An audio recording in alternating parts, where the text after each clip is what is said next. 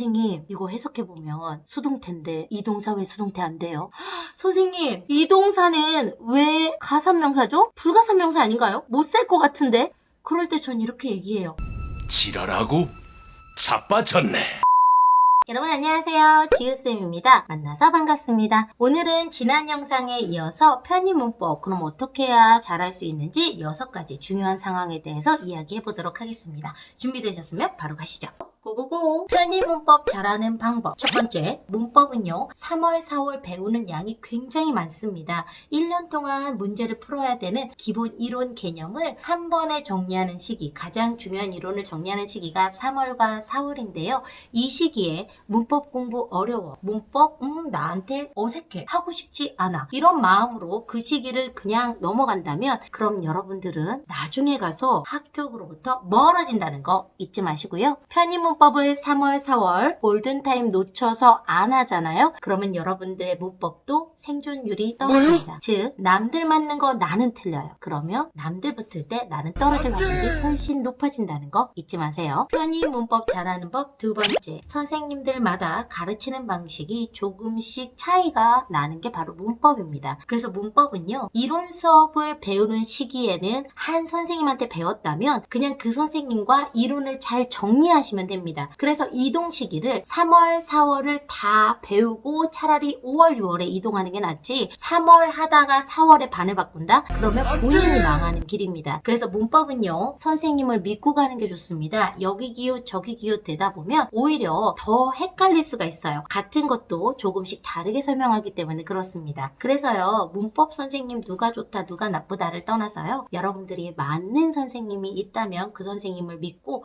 이론을 정리하시는 걸 추천드립니다. 본인이 찜콩한 선생님이 바로 저라면 저를 믿고 하시면 됩니다. 찜콩. 편의 문법을 잘하는 방법 세 번째, 편의 문법 시험이 원하는 수준까지 공부한다. 편입은 딱 요구하는 수준이 있어요. 어느 학교든 딱 그 정도의 수준을 가지고 기출에 출제되는 유형에 맞춰서 그만큼만 공부하면 됩니다. 여러분들은 지금 편의 문법을 공부해야지 언어학에서 요구하는 수준의 그러한 문법을 공부하시는 게 아니에요. 그러면 CX나 세만틱스 이런 거 하셔야죠. 저희는 편입 기출이 요구하는 만큼만 공부하면 됩니다. 과할 필요도, 그렇다고 해서 너무나 쉬운 수준까지만 할 필요도 없는 거죠. 자, 편입이 요구하는 문법을 공부하기 위해선 누구랑 하는 게 좋을까요? 맞습니다. 편입학원의 선생님이 가르쳐주는 방향대로 하면 좋죠. 저를 믿고 따라오시면 제가 확실하게 잡아드리도록 하겠습니다. 편입 문법을 잘하는 방법 네 번째, 그날 배운 거 그날 소화하기. 여러분들이 수업 시간에 배운 내용을 한번 천천히 읽어보시면서 이해가 안 되는 부분을 체크한다. 필기를 했으나 졸았거나 아니면 이게 대체 무슨 내용인지 모르겠다. 아니면 내 필기가 맞는지 틀리는지 이론과 조금 이상하다 하는 부분이 있으면 반드시 사진으로 찍어서 저에게 밴드톡을 보내주시면 됩니다. 밴드톡으로 길게 설명할 필요도 없어요. 사진 보면 전 압니다. 사진을 딱 보는 순간 아, 얘가 이 노트 필기할 때 졸았구나. 여러분 그게 부끄러운 게 아니죠. 본인이 졸아서 모르는 거 그날 복습하는 친구는 왔다죠. 자기가 졸았다는 걸 인정하지도 않고 이거 나중에 어떻게 되겠지 하고 그냥 둔다. 그러면 망하는 겁니다. 그래서 본인이 그날 배운 거 제가 모르겠다. 그럼 무조건 선생님 들들들들 볶으셔야 합니다. 저는 문법 수업에 대한 내용은 시간 상관없이 질문 받습니다. 제가 확인하는 순간 바로 답문 드립니다. 그게 왜 중요한지 아세요? 여러분 답변은 선생님이 시간에 맞춰서 볼 때 바로바로 하면 되는데 질문을 하는 학생은요, 이거 나중에 해야지 하면 까먹습니다. 질문엔 나중에 없어요. 그날 배운 거 그날 소화하기. 그리고 또 하나, 본인이 알고 있던 개념과 새로 들어온 개념에 괴리가 딱 생겨요. 오, 이거 내가 알던 것과 되게 다른데? 이러면 꼭 질문하고 넘어가셔야 됩니다. 선생님 저는 이렇게 알고 있었는데 선생님이 가르쳐준 건 이렇습니다. 왜 제가 알고 있는 것과 다릅니까? 이건 이론할 때 확인하셔야 합니다. 그래서 본인이 알고 있는 개념이 편입 출제 유형에 맞지 않다. 그러면 바꾸셔야죠. 왜요? 우리는 영어 공부하는 게 아니라 편입 문법을 공부하는 거니까요. 편입 기출에 나오는 유형대로 맞춰서 본인이 알고 있던 걸 뒤집어야 되는 것도 필요합니다. 잊지 마세요. 오, 편입 문법을 잘하는 방법 다섯 번째,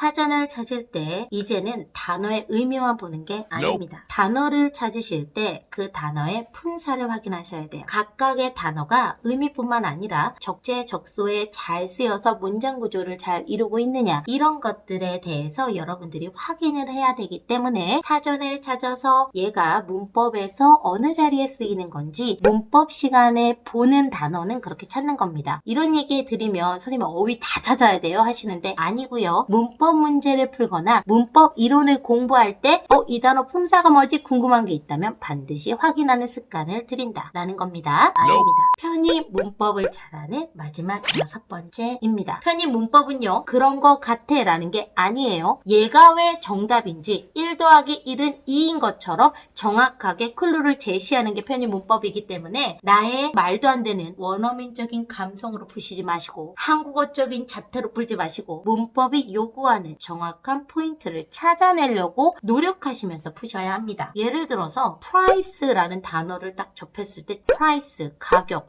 얘 못 세는 거 아니에요? 왜 S가 붙어요? 이런 거 물어봅니다. 선생님 이거 해석해보면 수동태인데 이 동사 왜 수동태 안 돼요? 선생님 이 동사는 왜 가산명사죠? 불가산명사 아닌가요? 못 셀 것 같은데? 그럴 때 전 이렇게 얘기해요.